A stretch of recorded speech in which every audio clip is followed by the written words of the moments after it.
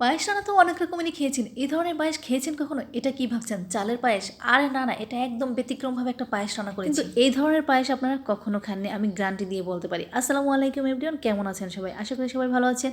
আমি আজকের একটা ইউনিক পায়েস নিয়ে চলে আসছি, আর এটা হচ্ছে দুধের পায়েস এবং লাউয়ের পায়েস। লাউ দিয়ে যে দুধ দিয়ে লাউ পায়েস রান্না করা যায়, সেটা কি আপনারা জানেন কখনো?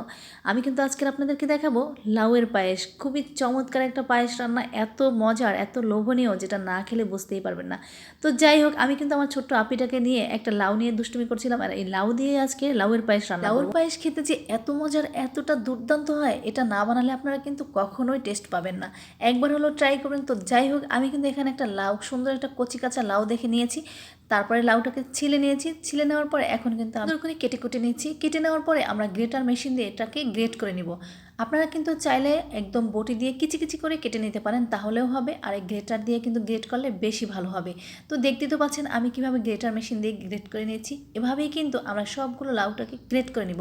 তবে আমি পুরো লাউটাকে কিন্তু নেইনি, আমি অর্ধেক লাউ নিয়েছি। আপনারা কিন্তু চাইলে বেশি পরিমাণেও রান্না করতে পারেন। তারপর আমি চুলায় পানি বসিয়ে রেখেছিলাম।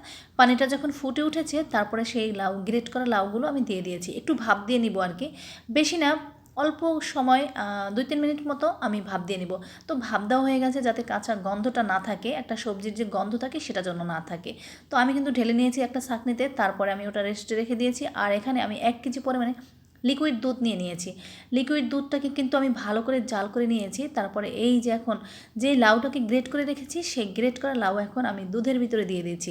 দেখতে তো পেলেন কীভাবে দিয়ে দিয়েছি। এখন আমি দিয়ে দিচ্ছি এখানে কিছু গরম মশলা, যেমন এলাচ, দারচিনি আর তেজপাতা। এগুলো তো দিতেই হয় মাস্ট ফেরনিতে, তাহলে কিন্তু ফেরনি খেতে খুব ভালো লাগে বা পায়েস খেতে ভালো লাগে। তারপর আমি এখানে দিয়ে দিচ্ছি আমাদের স্বাদ অনুযায়ী মিষ্টি, আর কি চিনি দিয়ে দিচ্ছি যতটুকু পরিমাণে লাগছে।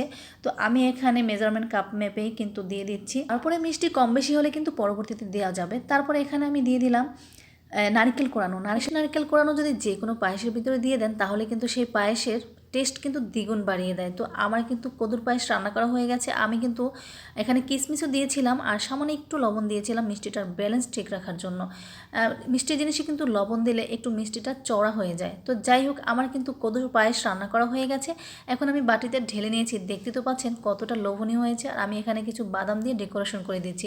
আপনারা কিন্তু চাইলে যে কোনো বাদাম দিয়ে ডেকোরেশন করে নিতে পারেন।